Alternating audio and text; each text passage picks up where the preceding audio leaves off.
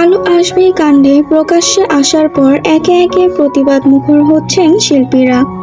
এর মধ্যে সর্বোচ্চ সমালোচনার জায়গাটি অর্জন করে নিয়েছেন অভিনেত্রী নির্মাতা অরুণা বিশ্বাস। কারণ তিনি ওই গ্রুপে মন্তব্য করেছিলেন আন্দোলনকারীদের গায়ে গরম জল ঢেলে দেওয়ার, আরেকজনকে নিজ হাতে পেটানোর আগ্রহ প্রকাশ করেছিলেন। হোয়াটসঅ্যাপ গ্রুপে সেই স্ক্রিনশট এখন ভাইরাল।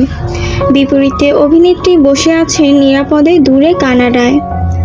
তাতেও রক্ষা হচ্ছে না, তাকে নিয়ে সোশ্যাল মিডিয়ায় চলছে নানা সমালোচনা, যাতে অংশ নিয়েছেন আলোচিত নায়িকা পরিমণিও।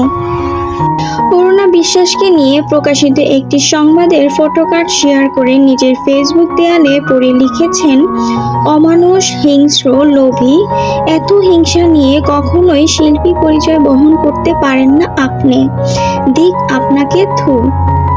পরিমণির এই মন্তব্য সামাজিক যোগাযোগ মাধ্যমে ভাইরাল হয়ে যায়।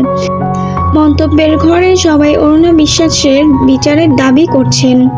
বৈষম্য বিরোধী ছাত্র আন্দোলনের বিরুদ্ধে জনমত গড়ে তুলতে নায়ক ফেরদৌস, রিয়াজ, অরুণা বিশ্বাস, জ্যোতিকা জ্যোতি, সাবেক তথ্য প্রতিমন্ত্রী আরাফাতের সমন্বয়ে 2 শতাধিক সংস্কৃতি কর্মী ও সাংবাদিক নিয়ে একটি গ্রুপ খোলা হয়েছিল, যেটির নাম দিয়েছিল আলো আসবি।